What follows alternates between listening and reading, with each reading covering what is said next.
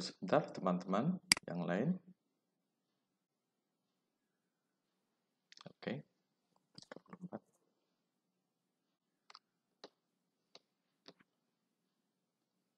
Baik, silahkan dibuka dulu kameranya. Sebentar, Pak Cio pengen lihat kamu.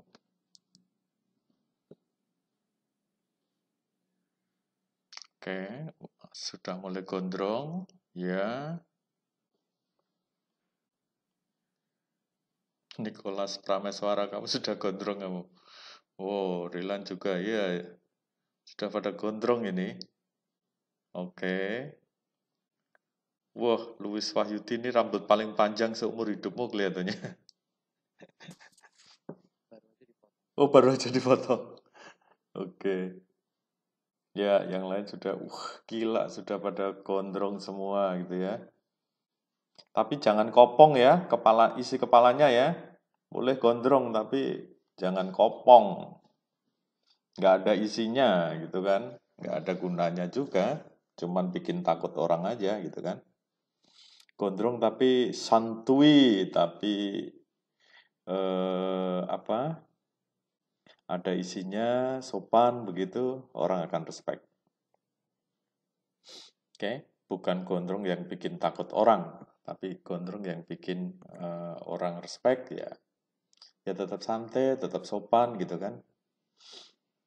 Dan itu yang kadang tidak banyak ditemui, kecuali anak-anak debrito gitu ya.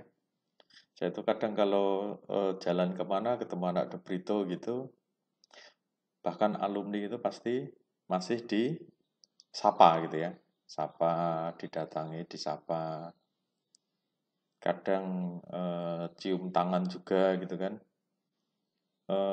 Kalau saya pergi dengan teman-teman saya, mereka bertanya-tanya itu siapa gitu. Ada anak-anak badannya gede, gondrong gitu, tapi begitu santun gitu ya.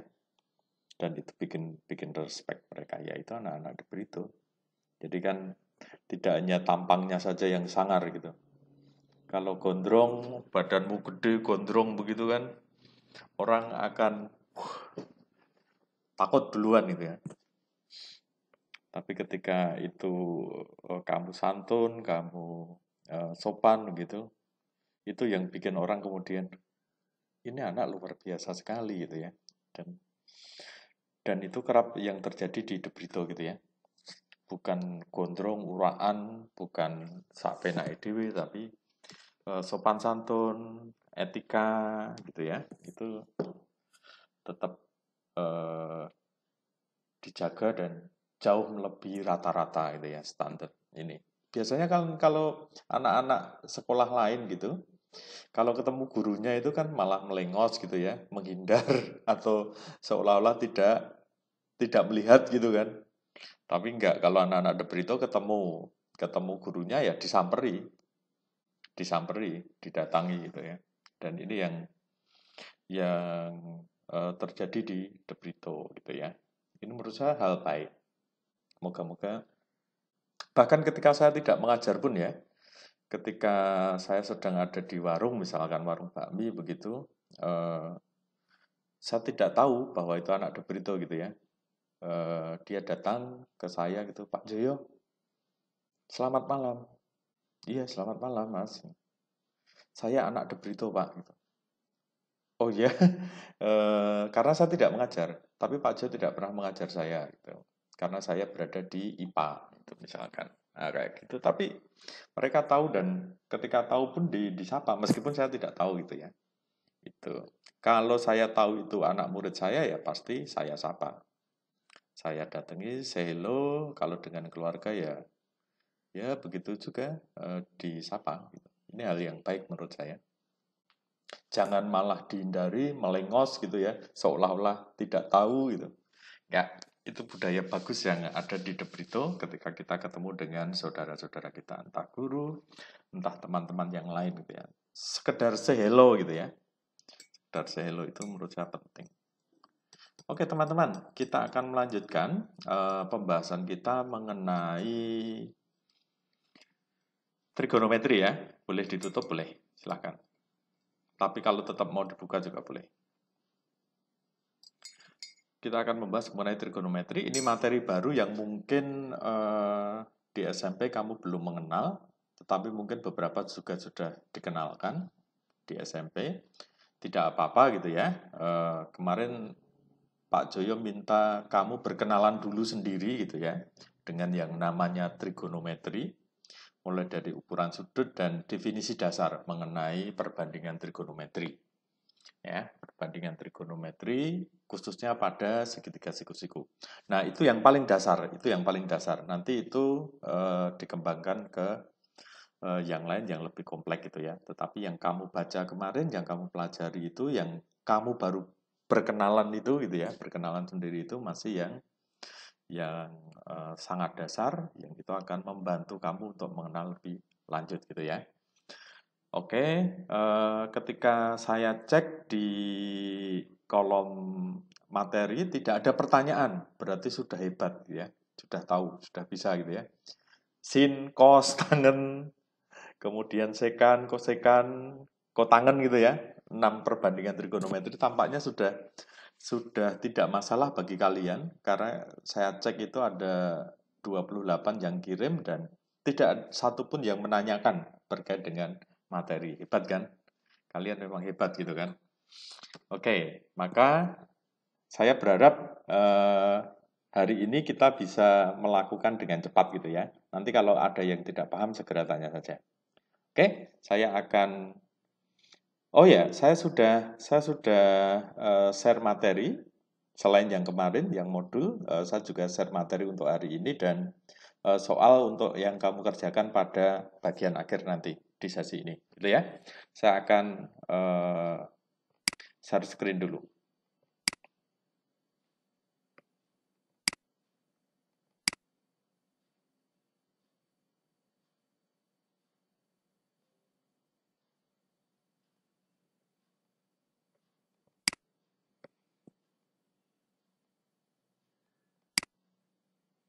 Oke, sudah tampak di monitormu? Sudah ya? Oke, sip. Ya, baik.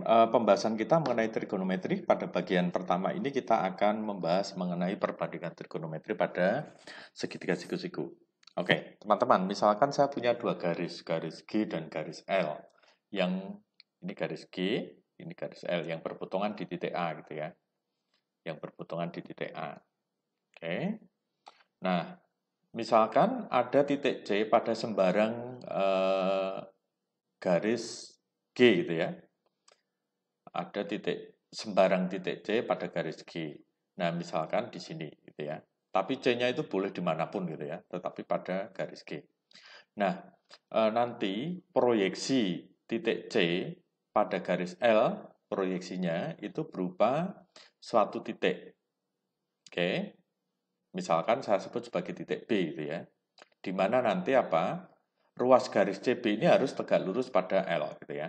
Nah, untuk memahami proyeksi, bayangkan di atasmu, di bagian atap itu ada lampu gitu ya. Ada lampu di rumahmu masing-masing, ada lampu. Nah, proyeksi lampu itu kita anggap sebagai titik ya. Proyeksi lampu itu pada lantai itu adalah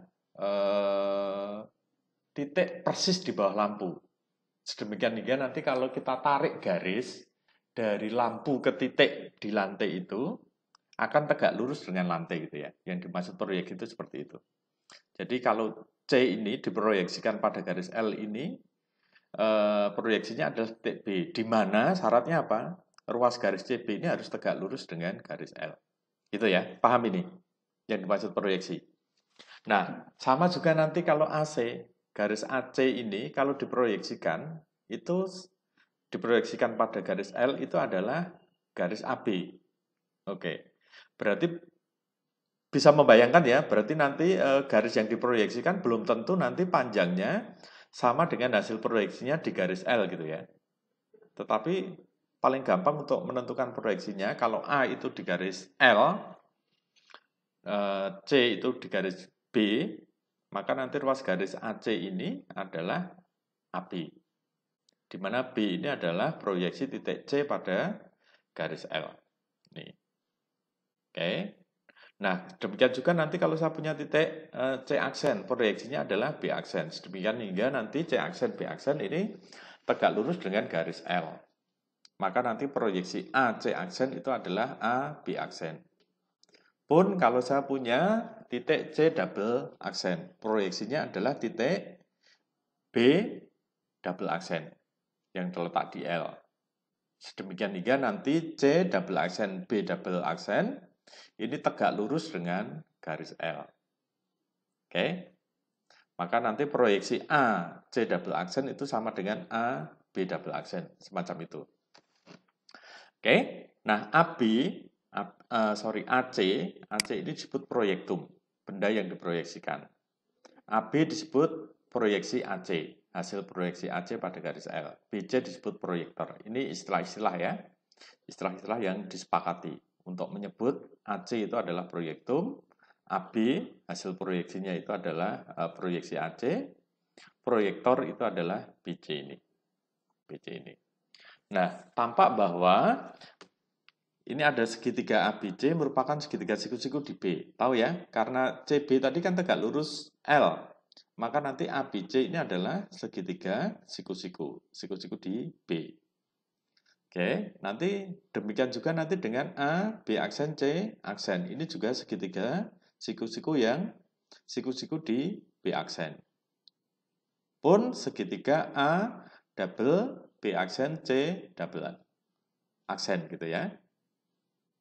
Maka nanti ini berupa segitiga siku-siku yang siku-siku di B double aksen. Oke. Nah, perhatikan. Perhatikan segitiga ABC, AB aksen, C aksen, AB double aksen, C double aksen. Oke, sudut A sama semuanya ya. Sudut A sama. Untuk A segitiga ABC dengan segitiga AB aksen C aksen dengan segitiga A B double aksen C double aksen, besar sudut A-nya kan tetap. Oke, sama. Sudut B dengan sudut B aksen dengan sudut B double aksen sama besar. Berapa?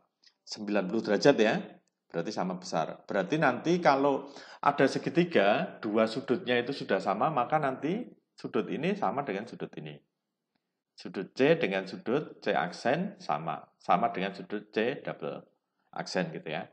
Nah, kalau ada dua segitiga, ketiga sudutnya itu besarnya sama, maka dua segitiga itu dikatakan sebangun. Oke? Dikatakan sebangun. Nah, beda lagi nanti kalau dua segitiga itu kongruen. Kongruen itu kalau apa? Sama dan sebangun, gitu ya. Besaran sudut ketiga sudutnya sama, dan panjang ketiga sisi yang bersesuaian juga sama. Itu disebut kongruen. Tetapi kalau hanya sudut-sudutnya saja, sudut-sudut yang bersesuaian itu sama besar, maka disebut sebangun. Ini berkait dengan kesebangunan gitu ya. Konsekuensi dari kesebangunan apa? Perbandingannya nanti sama. AB banding BC akan sama dengan AB aksen banding B aksen C aksen. Oke, AB banding BC sama dengan A B double aksen banding B double aksen C double aksen, semacam itu. Demikian juga nanti AC banding BC sama dengan AC aksen banding B aksen C aksen, dan seterusnya. Begitu ya, itu konsekuensi dari kesebangunan. Maka nanti perbandingannya akan tetap. Nah, karena segitiga ABC, AB aksen C aksen, dan AB double aksen C double aksen sebangun, maka berlaku hubungan ini. Tadi perbandingannya tetap gitu ya. Atau proyektor dibagi proyektum, proyeksi dibagi proyektum gitu ya. Proyektor dibagi proyeksi. Oke, nanti BC dibanding AB itu akan sama dengan B aksen, C aksen banding AB aksen.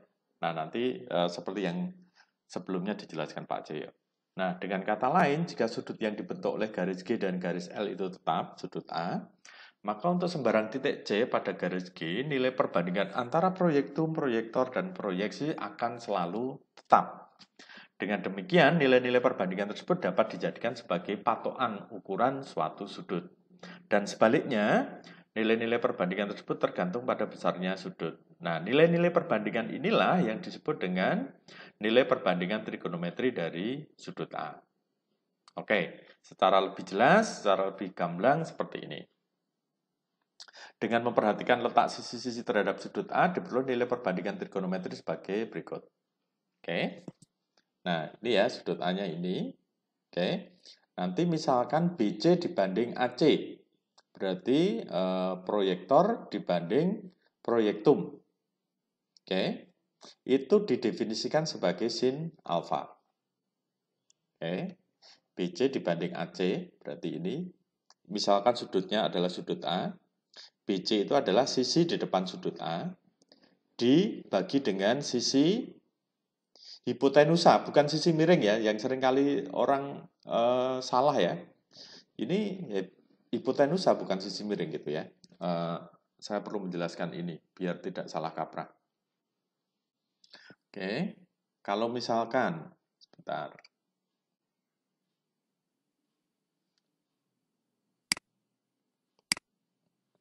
Saya punya segitiga. Sebentar. Misalkan saya punya segitiga ini.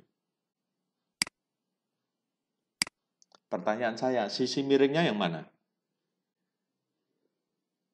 Sisi miringnya yang mana? Sisi miringnya yang mana? Yang paling panjang. Ini miring nggak? Ini miring nggak? Ini miring nggak? Ini miring nggak menurutmu? Miring. Ini miring nggak? Miring. Ini miring nggak? Miring kan? Berarti sisinya ketiganya miring semua, gitu kan? Maka penyebutannya menjadi yang benar adalah hipotenusa. Hipotenusa itu yang ini ya. Yang ini. Yang panjang itu hipotenusa, bukan sisi miring. Nah, kalau saya sebut sebagai sisi miring, ini miring, ini miring, ini miring gitu. Mana? Gitu. Oke? Jadi paham ya? Kalau sisi miring kan ini juga sisinya miring, ini juga miring, ini juga miring, ketiganya miring gitu kan. Nah, ini disebut sebagai hipotenusa. Hipotenusa, sebutannya begitu. Oke. Nah, sinus itu sin dari sudut A ini, sudut A-nya di sini. Oke, sinusnya itu adalah BC dibagi AC, itu sin. Berarti depan sudut dibagi dengan sisi hipotenusa. Kemudian AB itu yang ini dibagi dengan AC. Nah, ini disebut sebagai sisi di depan di dekat sudut. Kalau ini di depan, yang ini di depan, ini di dekat gitu ya. Di dekat sudut dibagi dengan hipotenusa itu disebut cosinus. Didefinisikan sebagai cosinus. BC dibanding AB itu disebut dengan tangen atau ditulis TGA atau boleh juga nanti tangen A gitu ya, tan A. Oke. Kemudian kalau AC dibagi BC, AC dibagi BC itu disebut kosekan dari sudut A atau ditulis kosek A.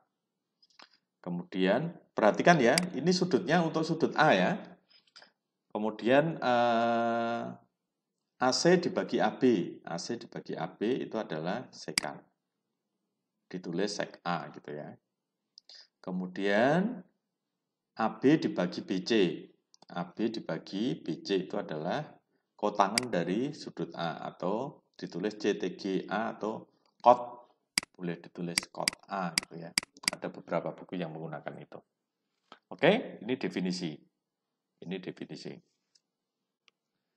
Jelas ya? Apa itu sin, apa itu kos, apa itu tangen, apa itu kosekan, apa itu sekan, apa itu kotangen. Ini ada di halaman 4 ini. Oke, mari kita lihat. Oke, perhatikan segitiga siku-siku ABC berikut ini. A, B, C. Nah, A itu adalah sisi di depan sudut A. Ini sudut A gitu ya. Sisi di depan sudut A itu ini ya. BC itu adalah sisi di depan sudut A. Ditulis dengan A kecil.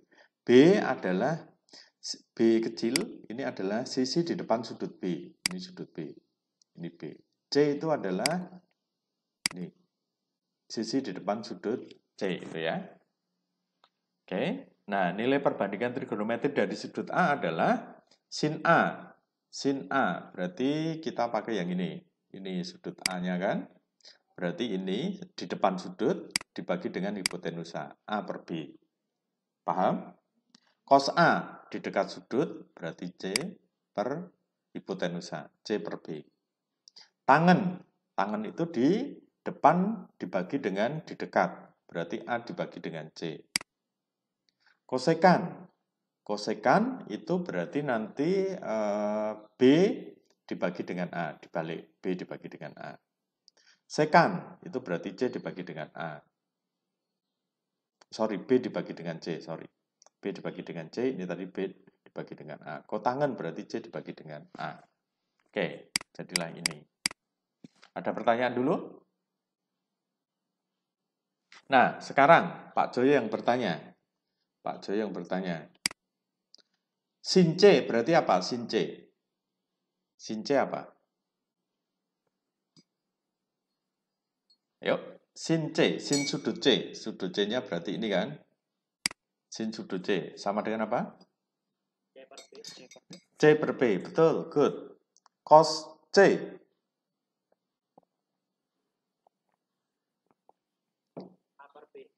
A per B, good. Ya. Tangen C. Tangen C.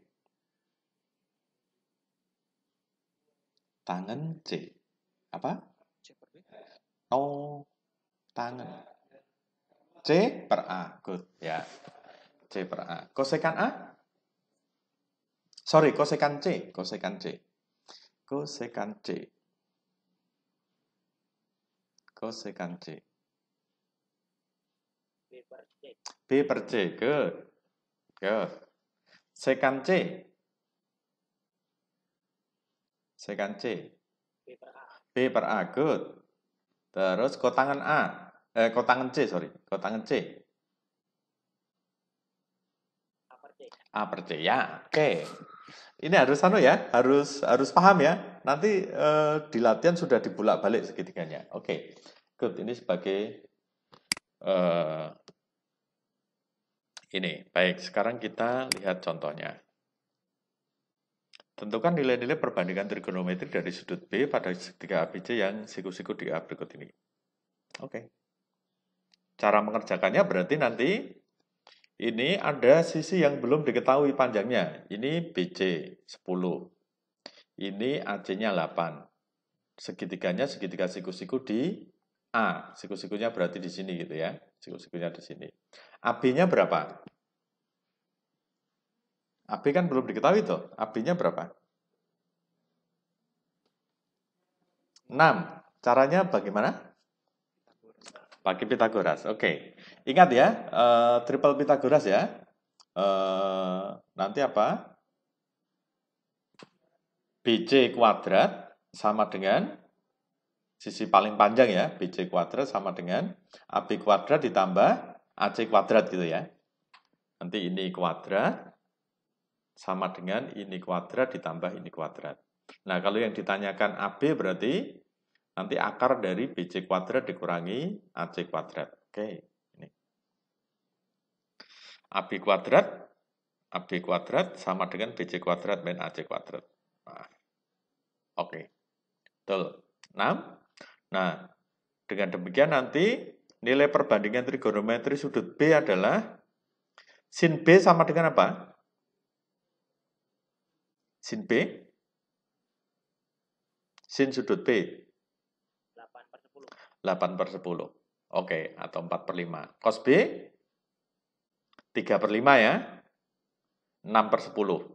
Betul? Tangen B?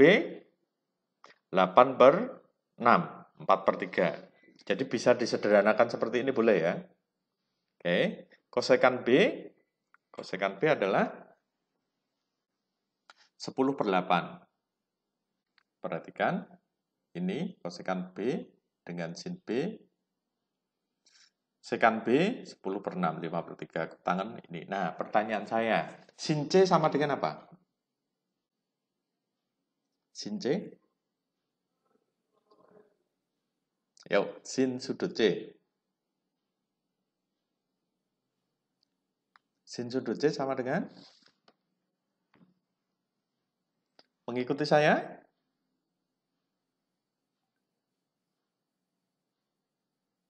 Halo, masih mengikuti saya? Sin C apa? Sama dengan berapa? Sin C, sin sudut C. No. 6/10. Good.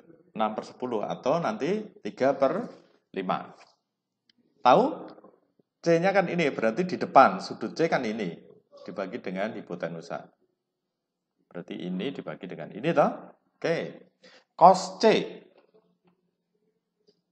Berapa?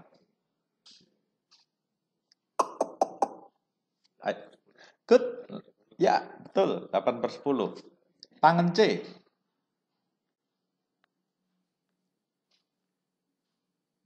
Tangan C. 6/8. Good. Good. Kosekan C. Kosekan C. Kosekan C. 10/6. Good. Sekan C. Sekan C. 10/8. Ya, good. Sekan C 10/8. Oke. Kotangan C. Kotangan C? 8/6. Betul, betul. Ya, bisa ya? Bisa ya? Oke. Oke, ini yang paling dasar. Kamu harus menguasai ini. Ini yang harus kamu kuasai. Oke. Next, kita lihat hubungan perbandingan trigonometri. Tunjukkan bahwa kosekan A sama dengan sepersin A atau sin A sama dengan seperkosekan A. Oke. Oke, saya tunjukkan satu dulu ya. Saya tunjukkan satu dulu. Misalkan tadi dari segitiganya ini tadi. Mana segitiganya ini tadi ya? Oke. Oke. Kita sudah dapat ini tadi ya. Sudah dapat ini ya. Kita sudah tahu dari definisi ini. Nah, sekarang Mas.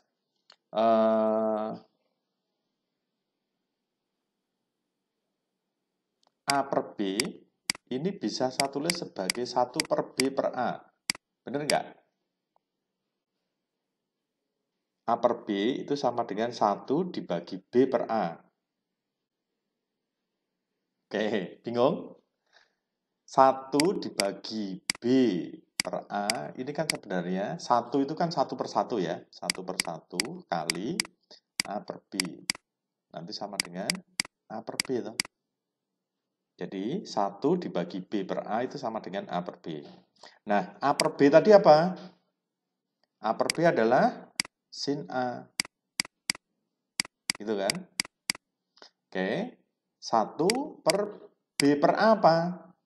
B per A adalah kosekan A. Kosekan A. Jadi, sin A itu sama dengan kosekan A. Atau kosekan A sama dengan sin A. Nah, kita punya hubungan ini. Dong, jelas? Jelas ya? Oke. Nah, perhatikan kalau saya punya A per B, oke, dibagi C per B. Ini sama dengan apa? Ini sama dengan A per B kali B per C, toh. Berarti nanti sama dengan A per C. Nah, A per B-nya tadi apa? A per B adalah sin A. Ya kan? B per C apa? C per B apa? Cos A. Berarti ini cos A. Oke. A per C apa? A per C adalah tangan. Tangan A. Berarti nanti sin A per cos A itu sama dengan tangan A. Jadi tangan A bisa tulis sebagai sin A per cos A. Nah, ini tadi membuktikan yang di sini tadi. Membuktikan yang ini tadi. Nah, nanti kamu bisa cari ya, bisa tunjukkan ya bahwa sekan A itu sama dengan sepercos A. Cos A sama dengan sepersekan A. Tangan A sama dengan sepertangan A, oke. Tangan A sama dengan sin A per cos A. Kotangan A sama dengan cos A per sin A. Nah, Pak Jo sudah menunjukkan tadi ya, di bagian ini tadi ya. Mana tadi? Ini tadi kan? Sudah ditunjukkan di sini ya. Sin A sama dengan kosekan A sama dengan sin A. Sin A per cos B. Nah, yang lain nanti kamu tunjukkan. Yang 4 yang lain kamu tunjukkan. Cara menunjukkan begitu, paham? Paham ya? Paham. Oke. Nah, Mas, nanti keuntungan kita dengan hubungan ini kalau nanti sudah ditunjukkan hubungan-hubungan ini, kalau kita sudah tahu hubungan-hubungan ini sebenarnya untuk mencari perbandingan trigonometri kan ada 6 ya. Sin, cos, tangen, kosekan, sekan, kotangen gitu ya, ada 6 ya. Nah, sebenarnya untuk mencari 6 perbandingan itu cukup sebenarnya kita menemukan 2 perbandingan. Sin dan cos. Kalau sin dan cos itu sudah ketemu, maka nanti tangen bisa dicari, kosekan bisa dicari, sekan bisa dicari, kotangen bisa dicari. Dengan hubungan, 4 hubungan ini gitu ya. Oke. Sebagai contoh ini. Oke, kalau seperti ini nanti AB berapa? 12 ya, pakai Pitagoras ya. Oke. Ketemu 12. Sin A berapa? Sorry, sin C. Sin C sama dengan 12 per 13.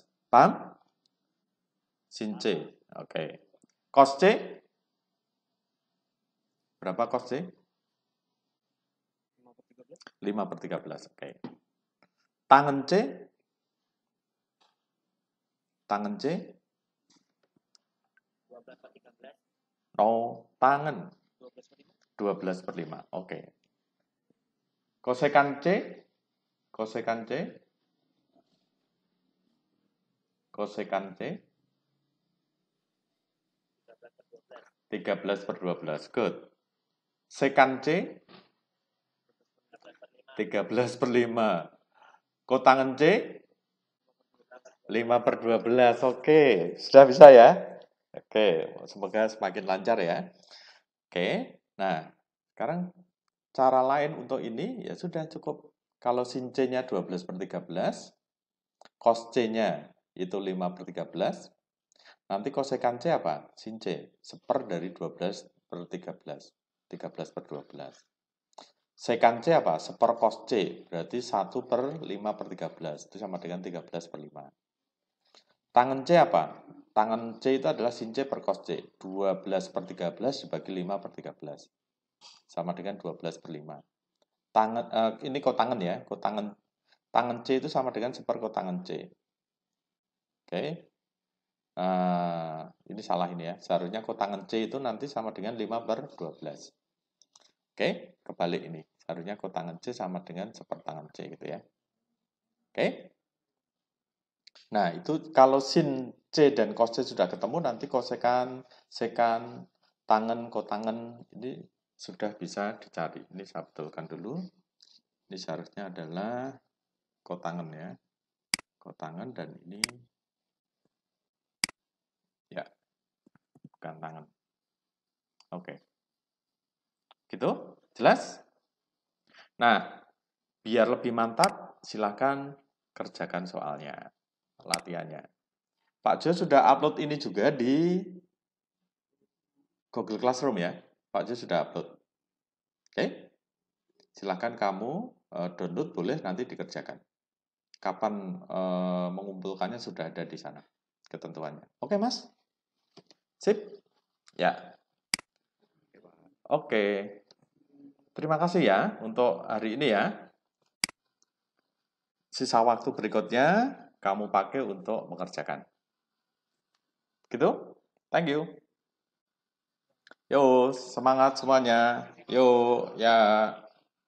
Yuk, ya. Yuk, selamat pagi. Terima kasih.